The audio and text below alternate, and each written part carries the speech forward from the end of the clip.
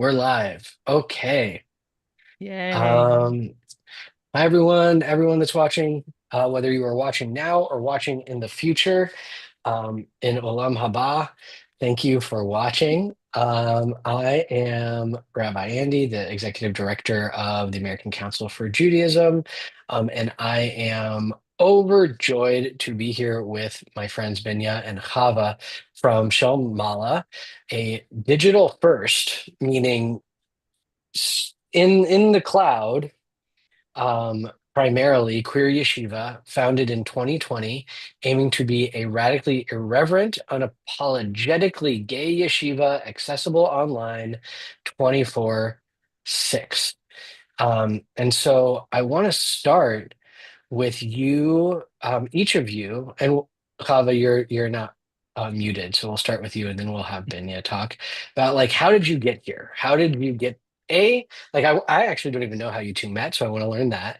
And then B, like how did you reach the point where you were like, this is the thing we got to do. We got to start Shomala.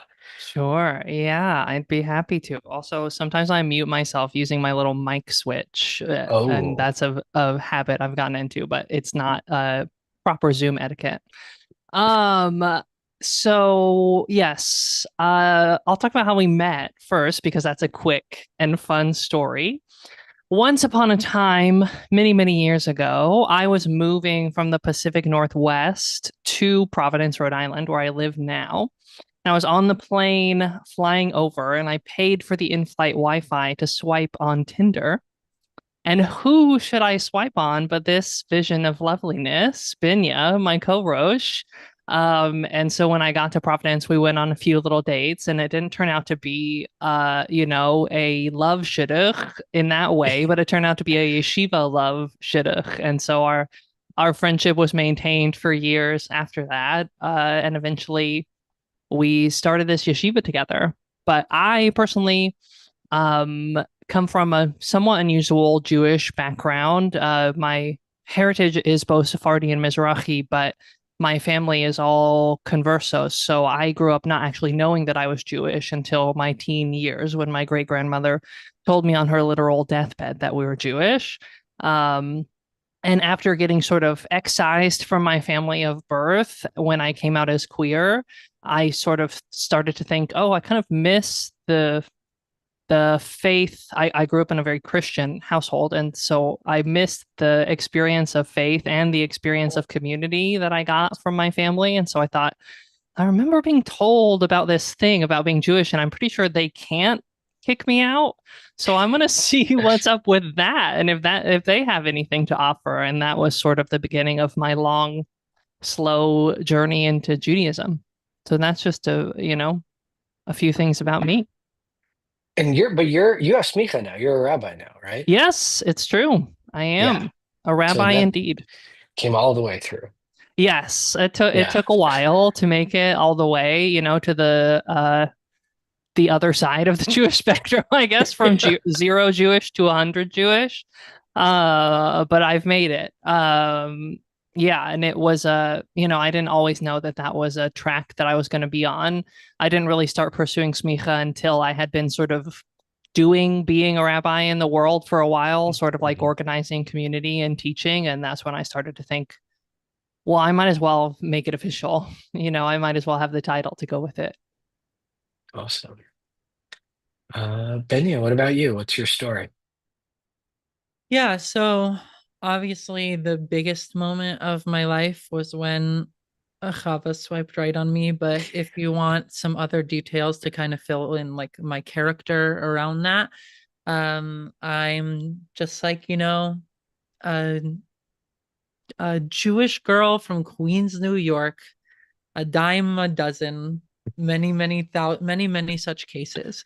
And I grew up in a conservative shul, and I identified with being Jewish, was proud of it, grew up in a Jewish home in like a very multicultural, multilingual Jewish home.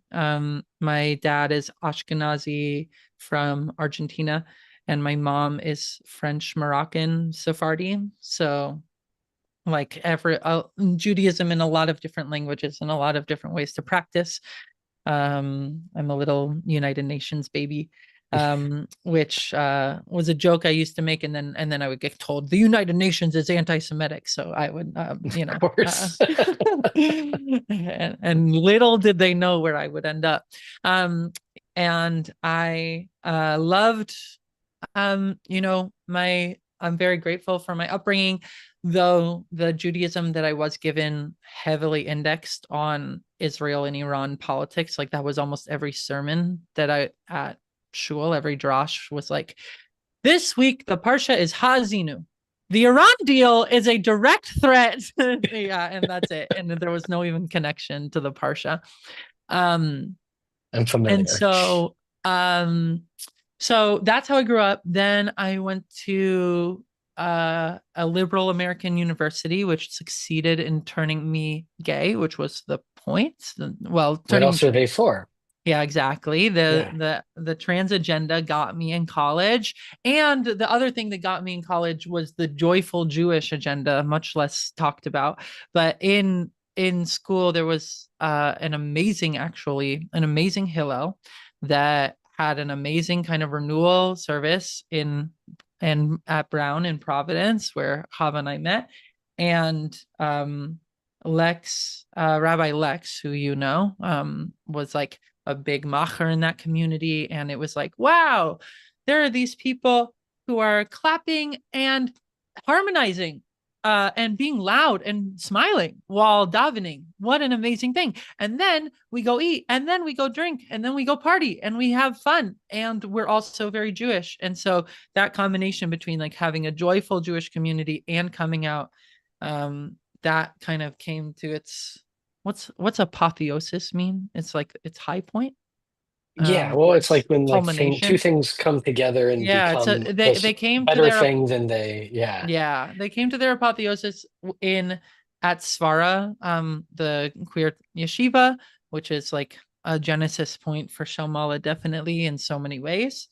And I went to that on Lex's recommendation this summer after I graduated, and that's where I went to like a 5-day queer Talmud camp and fell immediately in love with Jewish study, which I hadn't really done up to that point, and haven't really looked back.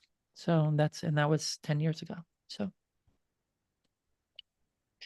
and I am not a rabbi, though I've been told that I am rabbi passing. So yeah, I mean, I thought you were a rabbi when I met you. You had to correct me. That's right.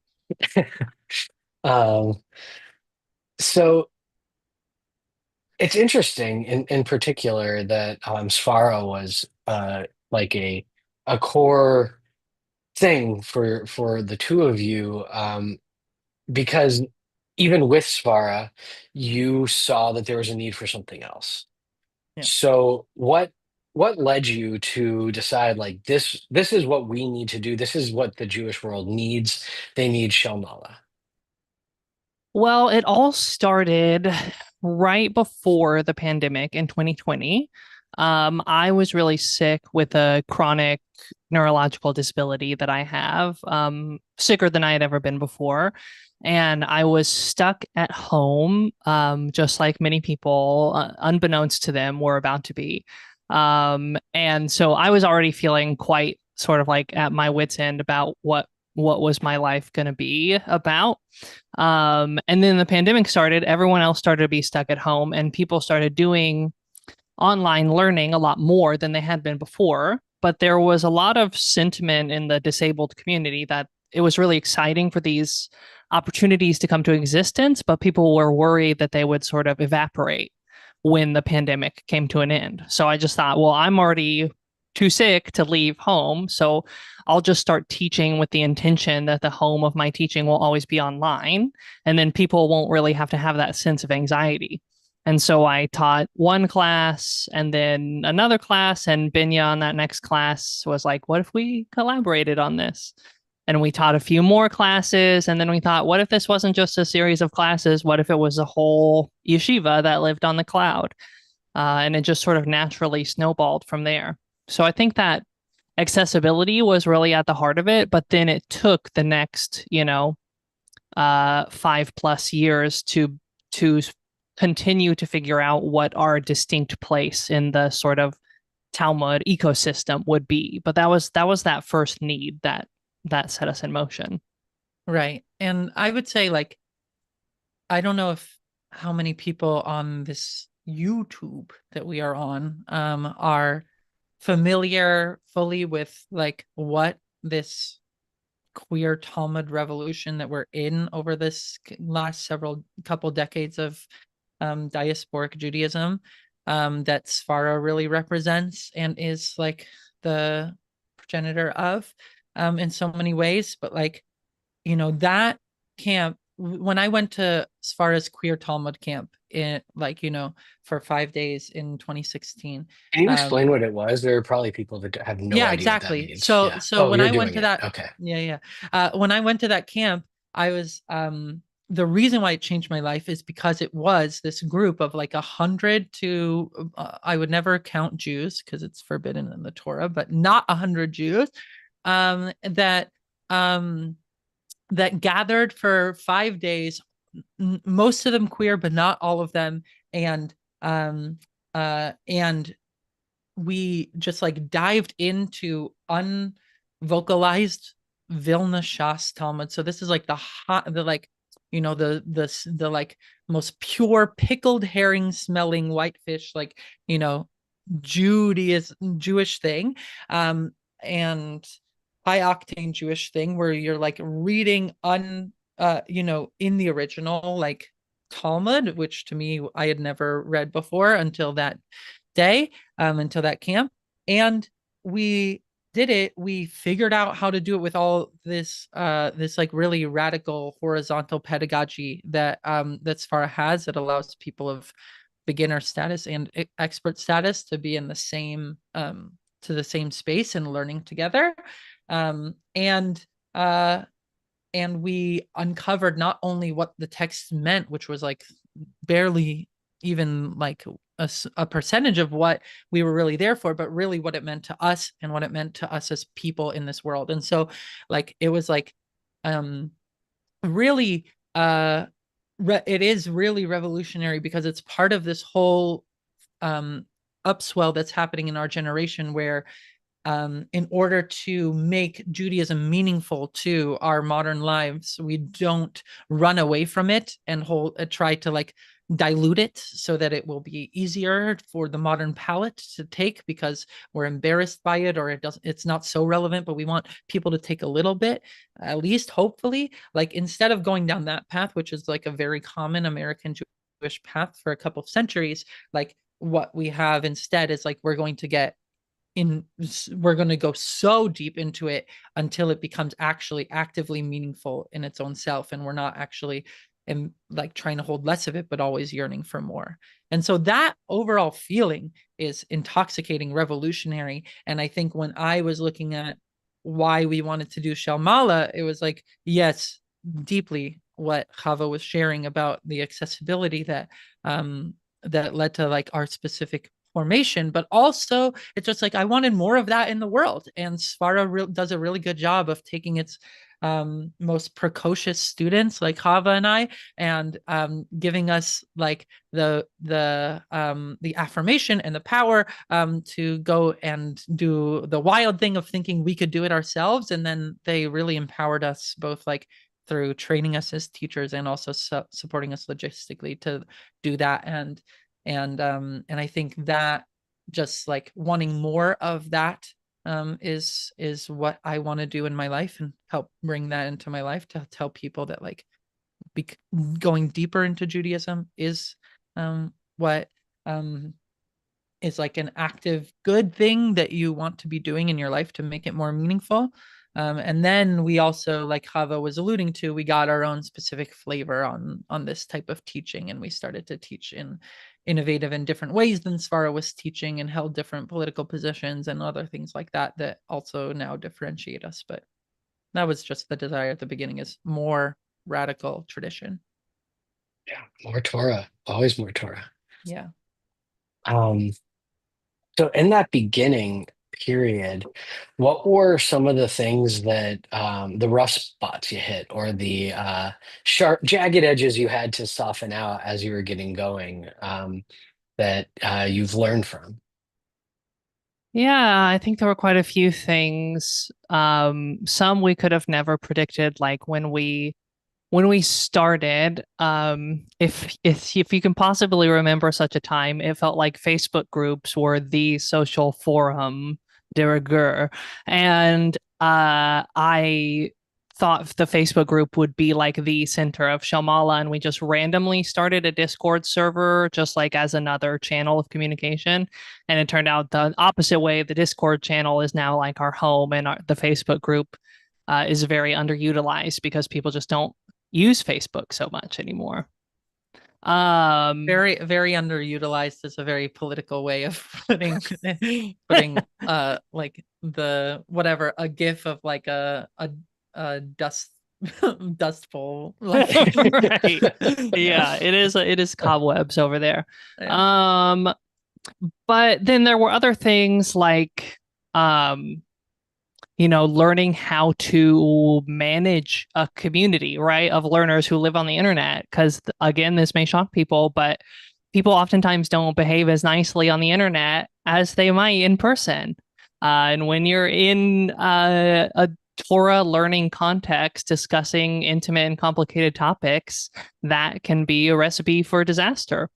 And so there was a lot to learn about how to make it clear that people should sort of behave better to each other in the yeshiva on the internet than they might behave to strangers on the internet. Um, and all How'd you kind. do that? Well, it took a lot of trial and error. We have a really beautiful set of communal norms in our Discord that starts off with a statement saying explicitly, we are a community of learners, not a community of strangers on the internet, and we expect better of you than you would treat a stranger on the internet. And we sort of go more into what that might look like approaching with curiosity rather than assumptions, so on and so forth. And it took a long time, but I think now it's come to a point where the Shel Maala community sort of self-replicates those norms that people have come to realize what the standard of behavior is in the yeshiva. And instead of us or mods having to come in from the outside to create it, people sort of co-create it with each other, which is very beautiful and feels like a very delicate living thing that we sort of more that we steward than that we like have created from the top down. But there's been plenty of very rough disagreements within the Shel Maala community and disagreements between students, disagreements about us as the Rosh Yeshivas. Especially I think taking a position as a anti-zionist yeshiva, not only do we receive lots of criticism, to be generous, from the outside, but there's also a lot of debate inside about whether our political position is rigorous enough or is up to certain people's standards or whether it plays out in the way that certain people would expect. And those conversations get heated as well. So it takes to keep the yeshiva going, I feel like it takes a really delicate touch, not just from us as the leaders of the yeshiva, but from everyone within the yeshiva. I don't think we could maintain that climate alone. Yeah, moderating online communities is, yes, it is an art for sure. And it's pretty amazing that you all are able to make that happen. Um, like you were saying, the way you described it, I thought was very beautiful, as in like an organic living being itself that you have to nurture as opposed to like cobble together. That's great. Big time. Yeah. That's the best. I realized we never even like fully actually just like introduced Shel Maala as a yeshiva, but like, you know, that's the most amazing thing we have is our Discord. It's like this is our digital version of the Beit Midrash. It's our house of study, and where people are learning and living like literally 20 we say 24/6 tongue in cheek, but not everybody observes Shabbos in the same way. But all the time on our servers, and then we also have our classes, and all the ways that we learn together. But really what we are is like a community of people that's dedicated to that positive vision of like a radical future for each of us individually and the tradition we're stewarding. It's pretty awesome. So there might be people that don't know what Discord is, um, Yeah, which which is, so if you have any kind of like organizational messaging app like Slack that you've ever been in, or even like a WhatsApp community where there are like several different types subsections within like that WhatsApp general chat, or if you just, yeah, it's just basically like a place where you can have your organization's Discord, like your organization's community chat, like your organization's Slack, and then you have different channels for different types of discussion in it. And that's basically it. And just with that kind of thing, you're able to generate, people discussing the weekly Parsha alongside people discussing the latest of what's happening in Palestine, alongside people sharing pictures of their sukkahs or their cats, or, doing high level Talmud study all at once. And that's pretty cool. yeah, that's incredible. I mean, if it sounds like something, it sounds like something from sci-fi from the 90s. And you two have made it real. It's really incredible. Um, Does it sound like the future of Jewish study with Shel Maala? Okay, I would say it sounds like the present and future. that's right. The Um, once and future yeshiva. yes. Um, so beyond the fact that it's incredibly accessible, people, as you said, can literally be doing this at any time in any place. You just have to have like Discord on your phone, and you can be studying Talmud with someone. What are the other um, kind of guiding principles that sets the tone of learning with Shel Maala apart, or really maybe not sets it apart, but Yeah. kind of colors the way that you all approach learning? So I think what Xava was saying, like that we care about each other actively, that we're not just invisible people on the internet, is huge. Probably one of the biggest things that sets the vibe. That we're, when you introduce yourself on a server, we have volunteers whose job it is to like reach out and actually learn about who you are as a person, how you ended up with us, what are you interested in, can we help you find a chavruta, can we help you do this, and like we have a mutual aid channel, and like a processing channel for emotional needs and stuff like that, and we actually care about each other. That's the most important thing. The other things that make us who we are we generally um our vibe is raunchy of center, irreverent of center, campy of center, which definitely comes from like mother, like yeshiva. It comes from the yeshiva's moms of me and Xava, who are very campy as people, and who not only are like, sarcastic and like profane and sexual in various different ways and jokey in how we are, but we view that as like um yeah, a little eye rolly to say it's political, but also that it's like it's inherent to who we are. Like by being Mhm. the type of people, the type of learners, the type of trans women that we are, this is how we speak, and we don't want people to we don't think that professionalizing yourself, that making yourself more modest, talk more proper is needed or desired or even positive for interacting with Torah. And um there's definitely like a conservatizing push, not only within the general Jewish world, but even within different places within the queer Jewish world, which is beautiful, and many people like it, and many people like that.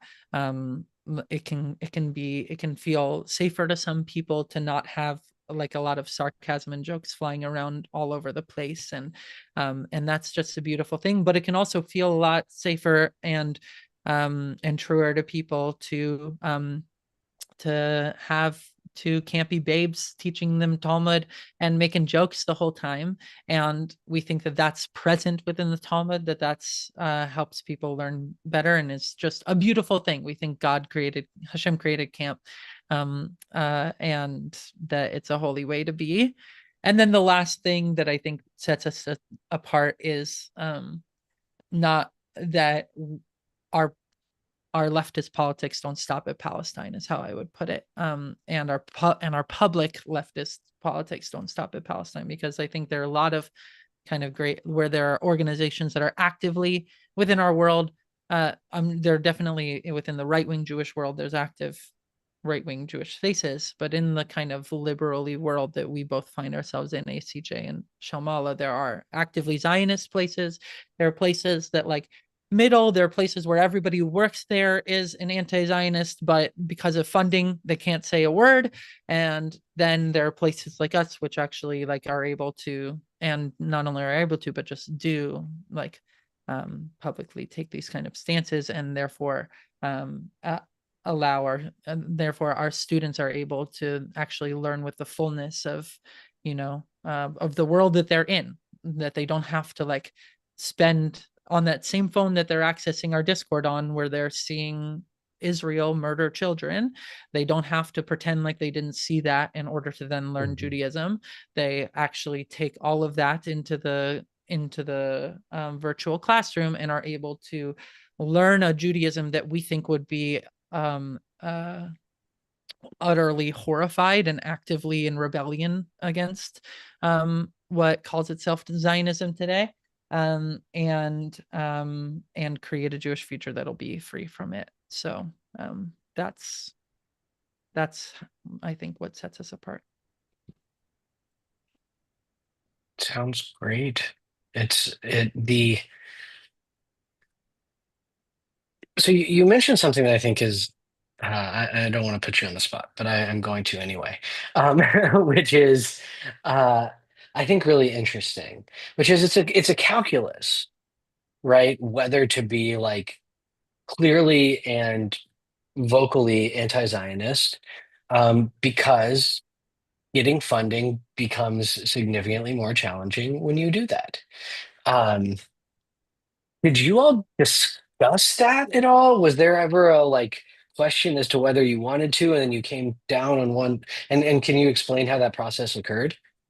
Well, we actually operated for a few years before we made a public statement. And it wasn't that we had been scared before that. We just hadn't necessarily, it took a certain amount of time for the yeshiva to form. And then after it formed, it took a certain amount of time for us to decide what it would be. But it was just a few months before October 7th that we came out, so to speak, as an explicitly anti-Zionist yeshiva.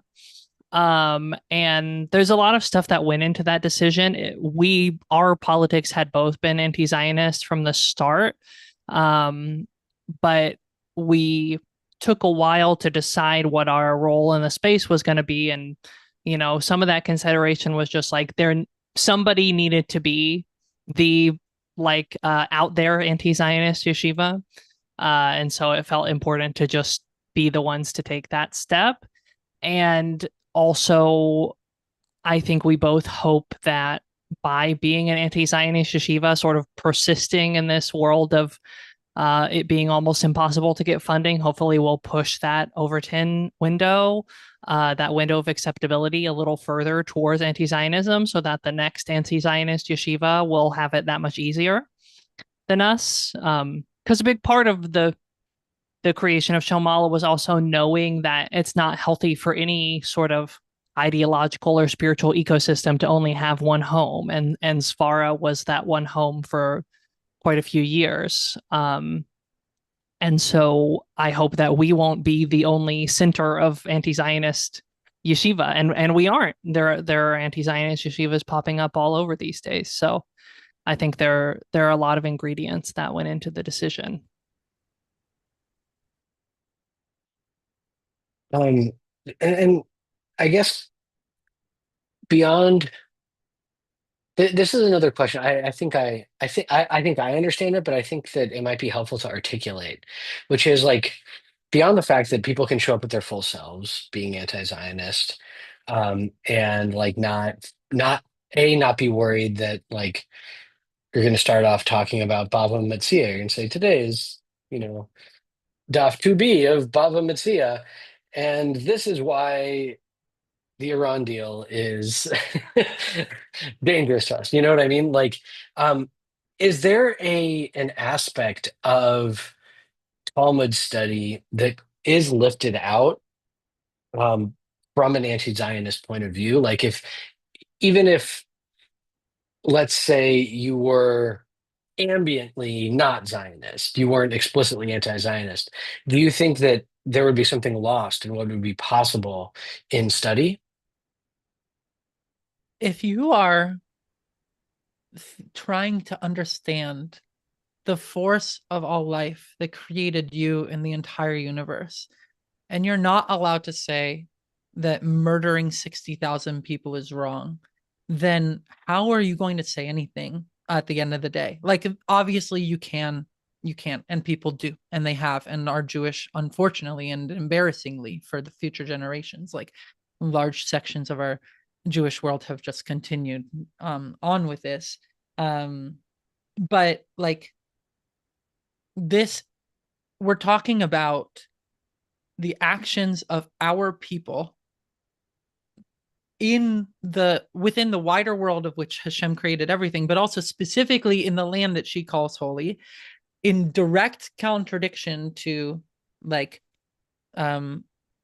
what seems to be the overarching morality of our text and its intentions and what it's supposed to elicit from human behavior in the world.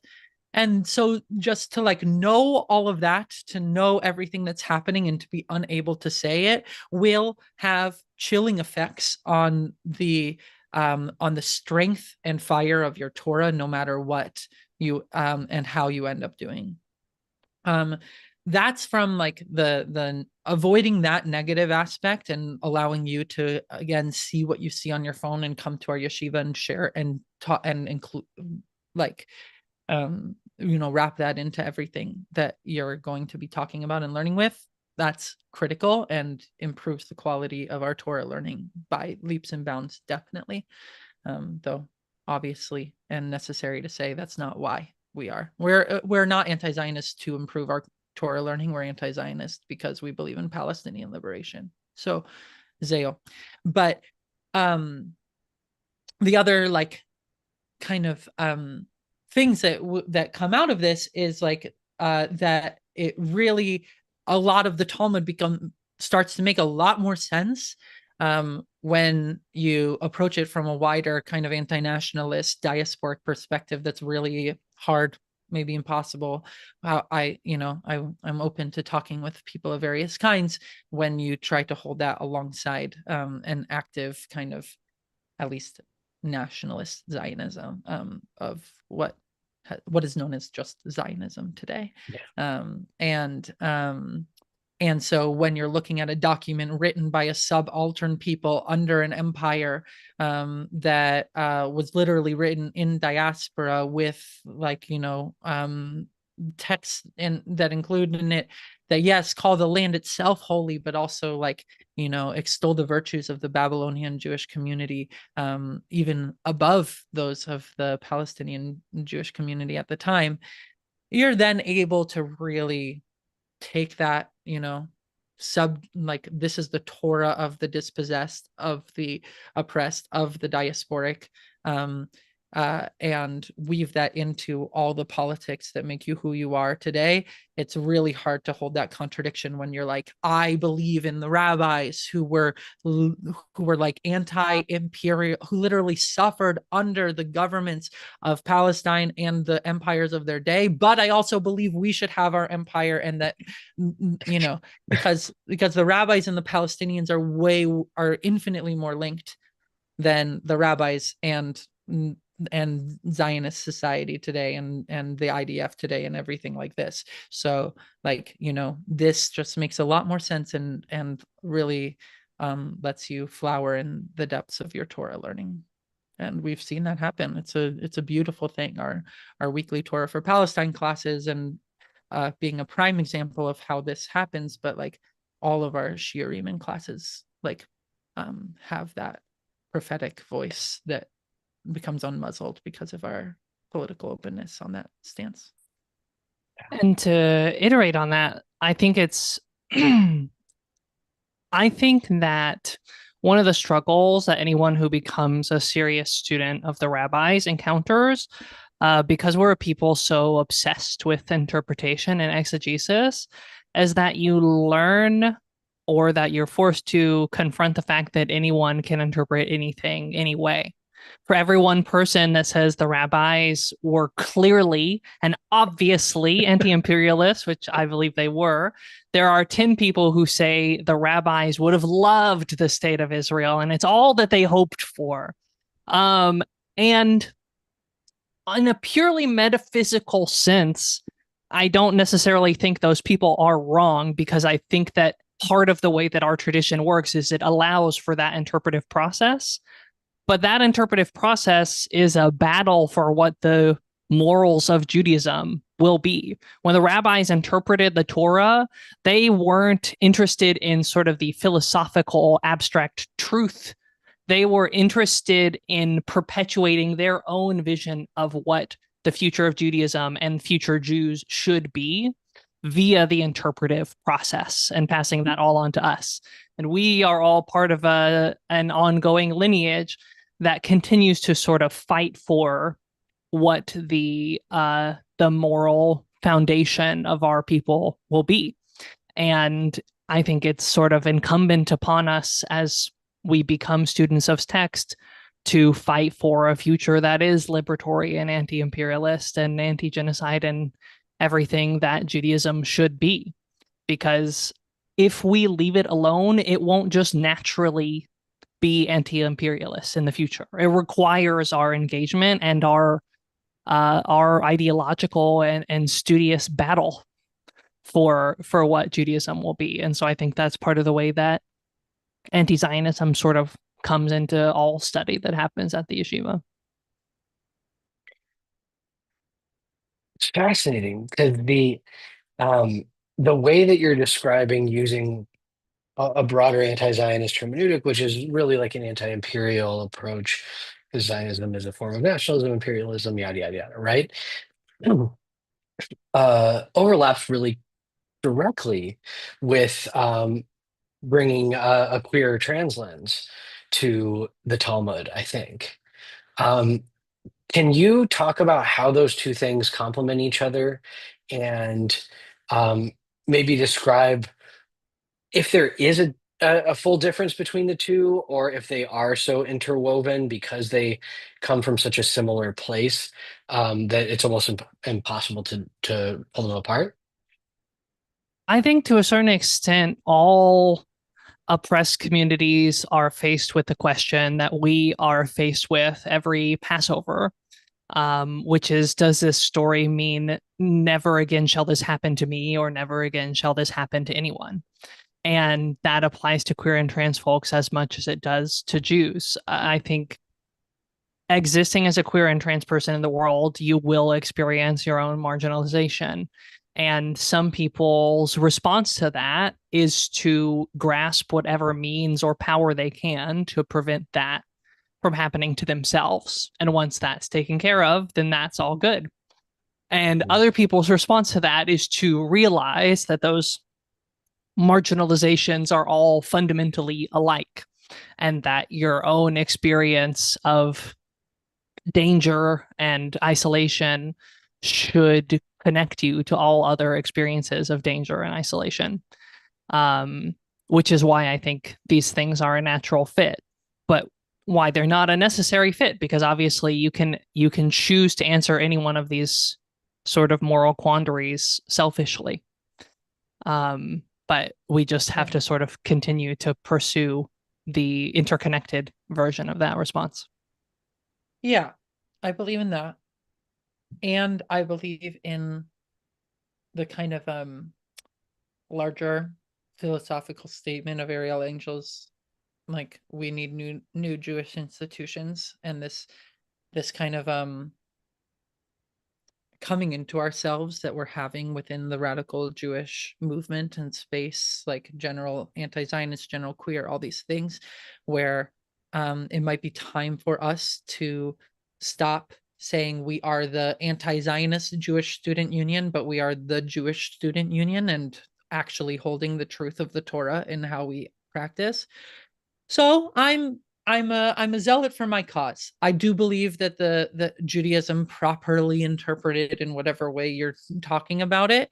In I'm quoting here Rabbi Zalkind, who was a anarchist Orthodox Talmud translator into Yiddish, and in the last century in Britain, and he was like, Talmud properly interpreted is an anarcho-communist document. And I was like, yeah, that's so right, dude. And I'm with that, because I'm like, these are like, this is a, like, a liberation theology, to use that term within this context, in the way it can be used, born of our people's experience in diaspora, connected with our understanding of our texts and what existed before our diaspora, that as Xava was saying, like, was purposefully trying to create a different Jewish world than what it found, with an idea towards what it should look like. And I think that the values contained within our tradition, of multiple truths, multiple possibilities, of change being the only constant, of this world being beautiful, so not nihilistic, not obsessed with the rapture, as so many things that separate themselves from this world can be. This world is beautiful, this world is gorgeous, but it's not, the goal of us is not to politically control it with guns and with armies, but rather to live in it, enjoy it, and connect with the ethereal and the spiritual that infuses everything, in the terms, in the form of Hashem, and how we interact with her through study and halacha and Jewish life. And I think if you follow that, you end up very far away from heteronormativity, from cisnormativity, and from Zionism. And what you end up in is like a gay diaspora. And that's, I don't think it's a coincidence that that we have 1,000 students a year that come flocking to us, from all corners of Galus and all their queer glitteriness, because I think we're tapping into something actually just fundamentally Jewish, by teaching the way we do. Yeah. And for those who don't know, Shel Maala refers to one of the many ways that our tradition talks about heaven. So, like, this ethereal realm. The rabbis described it as Yeshiva Shel Maala, the house of learning in the heavens. And I think one of these terms I've learned recently from the left is prefiguration, and this idea that you have to create the world you want to live in, and as best you can, in order to bring that about. And just listening to both of you speak, I can feel you creating Olam Haba. I can feel myself being pulled into it. It's incredible, and you are amazing. Come to us, come to us. We're the siren on the rock in Olam Haba. But except you just have like two huge masechtot in your hands. Yeah, two huge masechtas. That's what I have. Huge masectas. You know what they say about girls with big masectas. Hmm. Lots of Torah. Okay. All right. So we're gonna do a little speed round, just to get a little bit more of a flavor of Shel Maala, and then we're gonna open up to some questions from the folks that are here on the Zoom. So, folks that are here on the Zoom, if you have questions, get them prepared.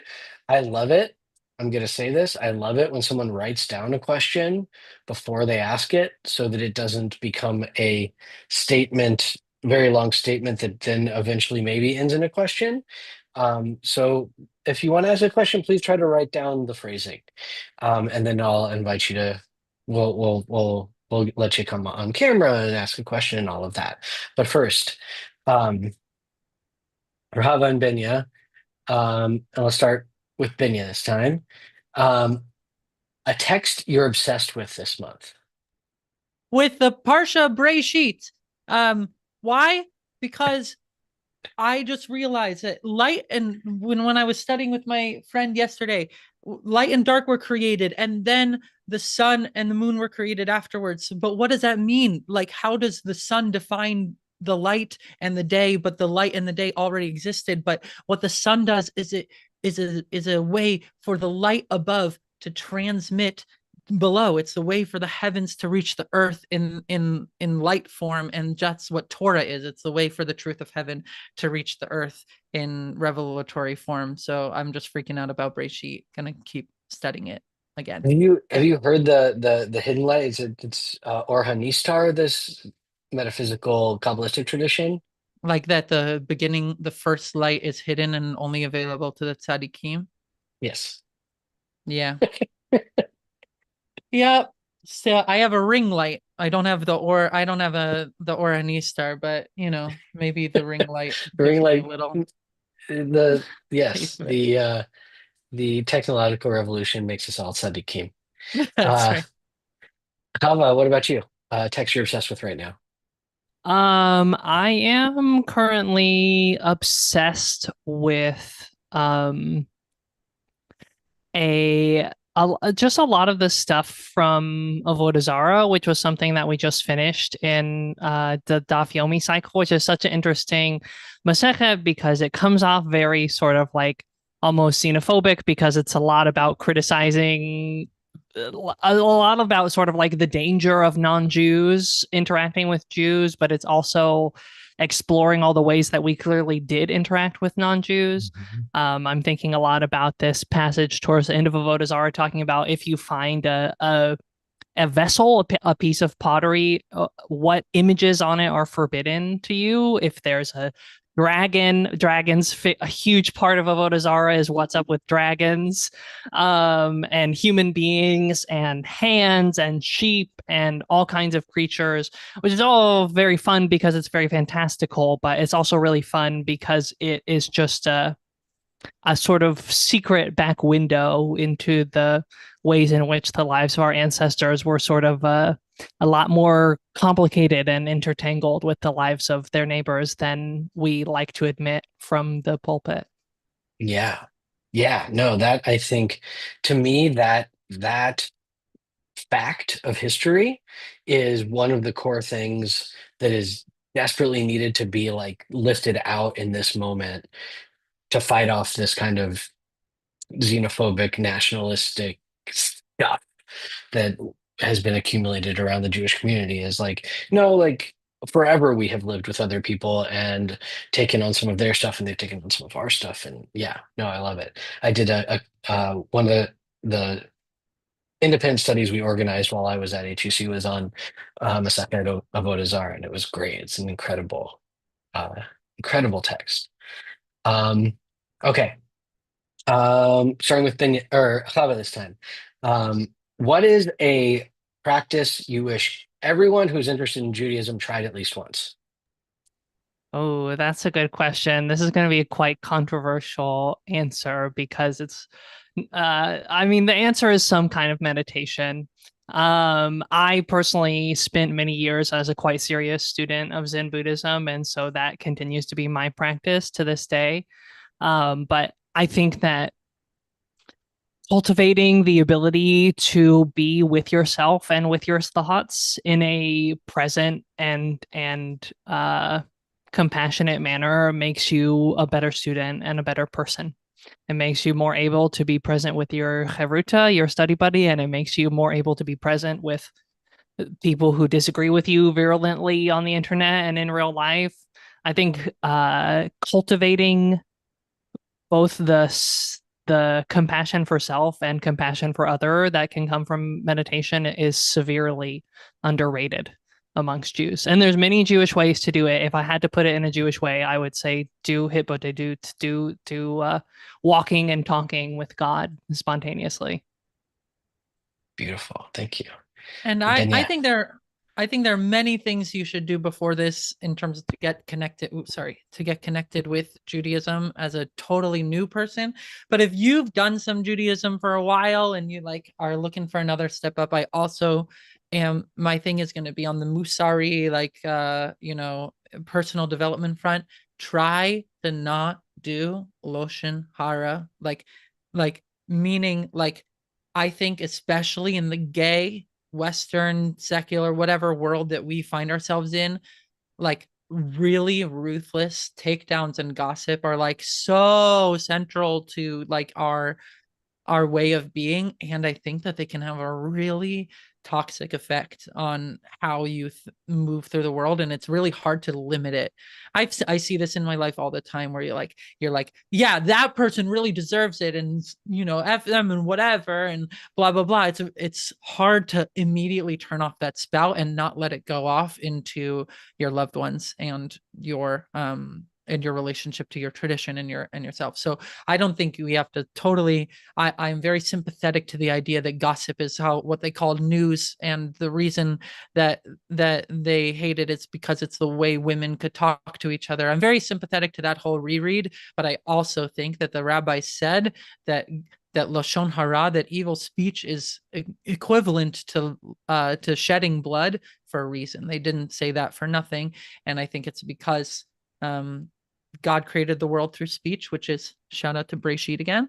And we recreate the world every day through our speech and deciding what speech feels holy and irreverent versus like needlessly caustic is I think something that that it can feel really beautiful to like be like, oh, I could share this fact about somebody, but I'm actually just not, and I'm gonna hold it, and it's beautiful, and we'll talk about something else, and Yeah. I think it's really nice.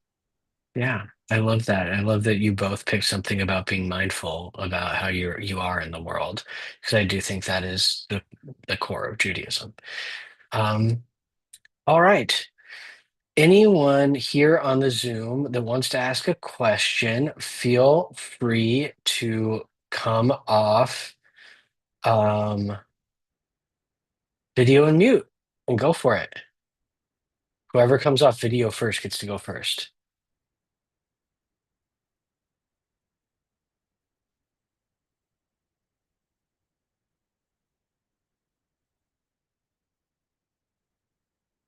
All right, Joseph has one. I can't see you, but I can tell you've come off. Yeah, There you there we are. go. Yay.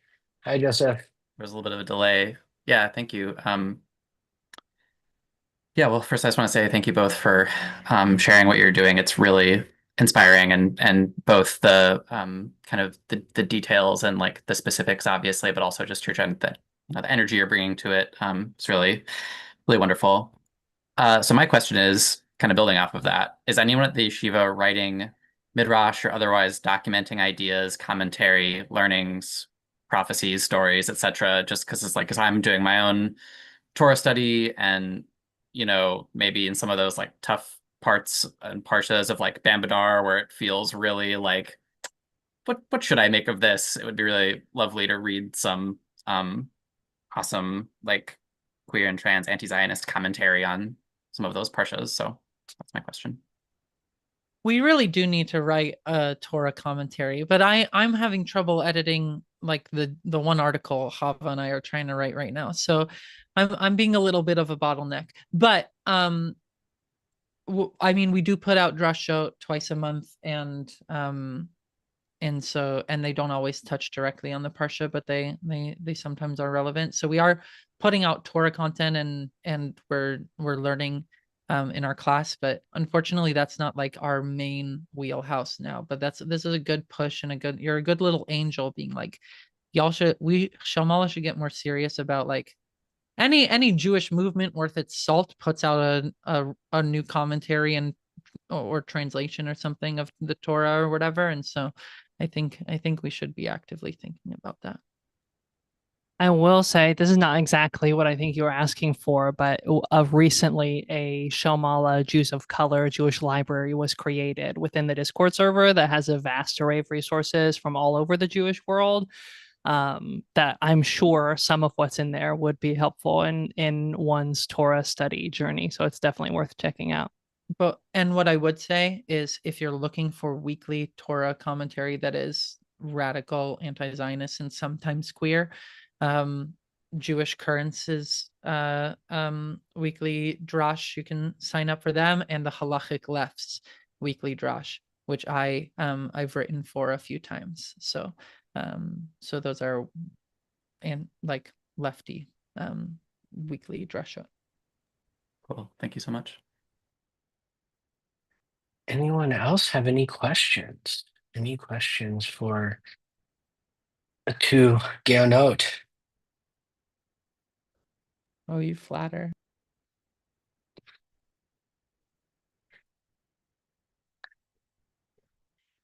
My dog came in to visit. So it doesn't sound like it, which is fine. Let's end on you sharing whatever you want to share. If there's anything we haven't talked about yet, if there's anything you want to make sure everybody learns and hears about Shel Maala or about you, let's do it. Great. So I'll start, Xava. Whatever I don't hit, you fill in, okay? So here's what Shel Maala looks like. We've talked about it in the abstract, but here's what it actually is. It's a Discord which you can join. All these links and everything I'm going to be referencing, you can check out on our website, shelmaala.com, MAALA, SHELMAALA, or Shel Maala Yeshiva, at Shel Maala Yeshiva on Instagram. So check all that out. But we're a Discord, we're an online community. Come learn. We have 3 weekly or near weekly classes where we do Torah for Palestine every week, where we learn Torah for the liberation of Palestine. We have every other week an advanced Chabura. So if you're an advanced student and want to learn Talmud in the original without many guardrails, come learn with me. And then we have Mishnah and Chill, like Netflix and Chill, but it's a bunch of random Mishnahs that you can learn very low stakes. We have these weekly classes that are online that are coming up soon. One of the upcoming ones is going to be with ACJ, which is really exciting, about covenants and Judaism. So you can keep up with that, and joining our mailing list is like the best way to connect with that. And we also like put out this online content on our Instagram. Like we have like how to do Lag BaOmer at home and Tu B'Shvat, a bunch of different things. And we have these drashot and stuff like that. So there's all that. And then the big thing that's coming up now is we have our next tour. So we do these tours around to radical Jewish communities around the world, from Portland to London and places in between so far. And we're doing our East Coast tour, which is New Haven, Boston, Northampton, Philly, Baltimore. So if you're in or near any of those places, we learn in person, we daven in person, we make community in person, and you should come hang with us. And everything we do is fully pay what you can, unless it's like one of our partners is inviting us and setting the price. But everything we control is $0 and up, and we really believe in that. So come do that. And then the best way to support us, if you are at all inspired about supporting this Jewish future, is to become a member. We have to double our membership base by the end of the year to really keep steady and to keep surviving and hopefully thriving. And that's because we can't get money from other traditional sources that Jewish institutions often get because of our political stances. But if you join for $1 a month, you get an extra piece of Torah a month. And if you join for a little more than that, you get even our suggested pricing becomes less for you, and you get free merch and like behind the scenes videos and a bunch of other cool stuff. So becoming a monthly member for $1 or more a month is the best way to do that. And that's at Shel Maala join, bit.ly/Shel Maala join. Anything from that I missed, Xava? No, nothing you missed. I'll give the quickest of answers to Joseph's question about the symbolism of our logo, which was created for us by the wonderful Liam Davis, which is just to say that the pomegranate is the primary symbol. It's often a symbol of mitzvahs because it's said to contain 613 seeds, and is also associated with Rabbi Yochanan, who we read as a trans feminine transcestor of the yeshiva. So that's the 2-second answer. And then can I do one more 2-second thing, Rabbi? Okay. The one last 2-second thing is separate from Shel Maala, separate from everything. We are in a dire crisis moment in the world and in our people. Fascism locally, Zionism run amok in Palestine, and everything terrible in between.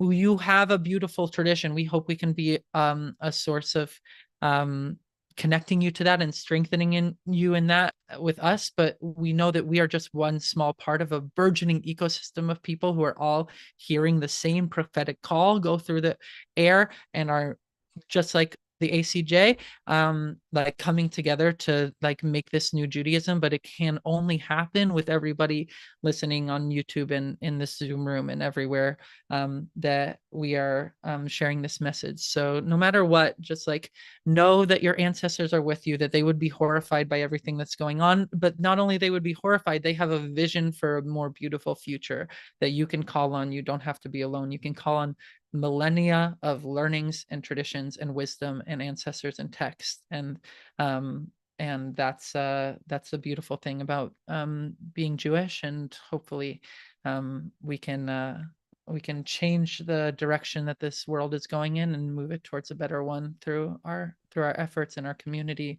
and learning and action. So that's the last thing I wanted to say. Can you hear us on? Thank you. A beautiful, beautiful way to end.